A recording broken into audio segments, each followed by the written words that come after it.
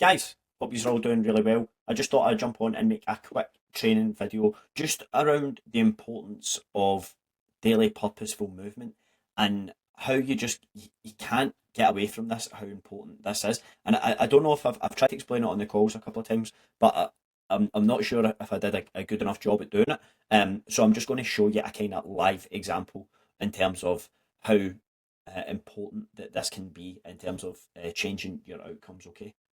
So I'm just going through a generic example. So a male, 180 centimeters, 90 kilos, 95 centimeters on the waist. Which, when you put in that information, that gives us like a 23.6% body fat. For example, say this person's trying to drop some body fat. Okay, so for this example, we're getting into a 25% deficit. Okay, which is going to give us 1,670 calories here for somebody who's sedentary. Less than 4,000 steps per day, probably, like, to give it a kind of number between probably 3 and 4,000 steps per day. Now, like I told you, like I kind of went through on the call and tried to explain to you on the call the other week, although this is relative, and this is a relative deficit for somebody who moves this amount, and this is just what it is. This is how much energy your body's expending. Your maintenance calories is about 2,200 per day, so your 25% deficit is going to be 1,670 calories. 1,600 or 1,700 calories in absolute terms is not a lot of food. Okay, so it's all well and good saying that it's relative, but if there's an easier way to manipulate this, then surely we would like to know how to do that. Now, to work out your total daily energy expenditure, you take your basal metabolic rate and you times it by your activity level. You times it by this number. Now, we know how equations work.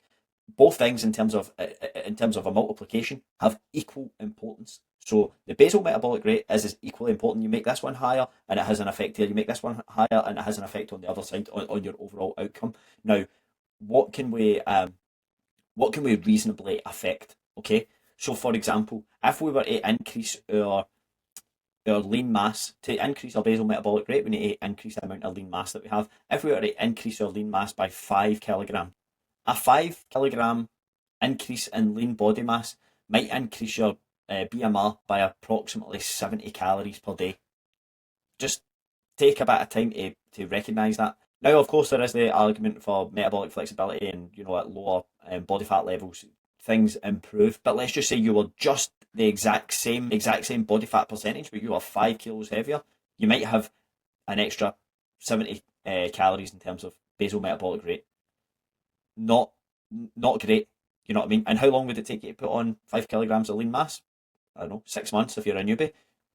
You know, does that seem like a good, efficient use of people's time? It really is. So then, what is our other alternatives? Our other alternatives is our activity level. We've got two sides of the equation. One thing we can readily manipulate straight away.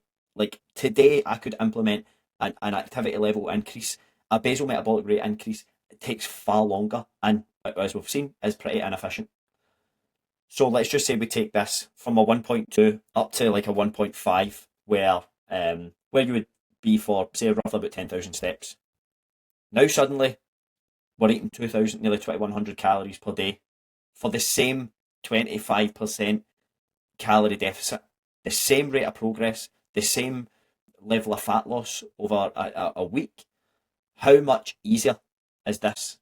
Do you know what I mean? Like, in terms of adherence, and remember, adherence is king, how much easier is this going to be? People who move more are always going to favour better. If you are hitting 3 to 4,000 steps per day, and you work in an office, by the way, working in an office or working at home isn't an excuse, because if I worked in an office and I had an environment where I was always sedentary, I'd have a walking pad. I'd pay $500 or $1,000 for a flash one, for a walking pad, and I'd be on that.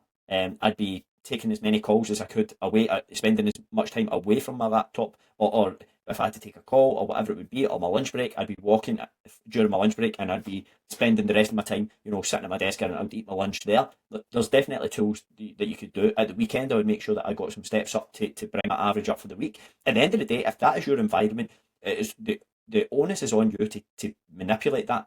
Otherwise, you are going to struggle. Now, how much easier is it going to be to diet on 2,000 calories versus dieting on 1,600?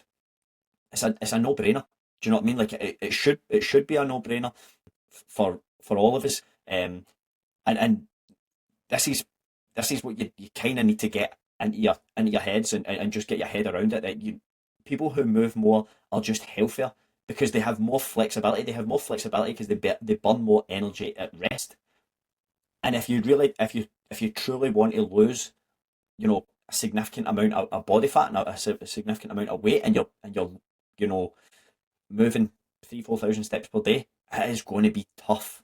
It is going to be very, very tough. Okay, and I just need to make that abundantly clear to you, but just show you at the same time how easy it is. You can literally walk yourself lean. Okay, I've seen it done on countless occasions. There's people in the program right now who are doing it and who can attest to this as well. So hopefully this will show you the kind of reality behind this example, or why I batter on about it so much. Hopefully that can show you, like, somebody who goes from maybe 2,000 or 3,000 steps per day to 10,000 steps per day, like how much easier it is. Now 10,000 steps, I get it might not be like it might seem like a lot of movement, especially if you're at 3,000 steps per day. But at the end of the day, it is far easier to move more and eat more than it is to just stay sedentary and eat less.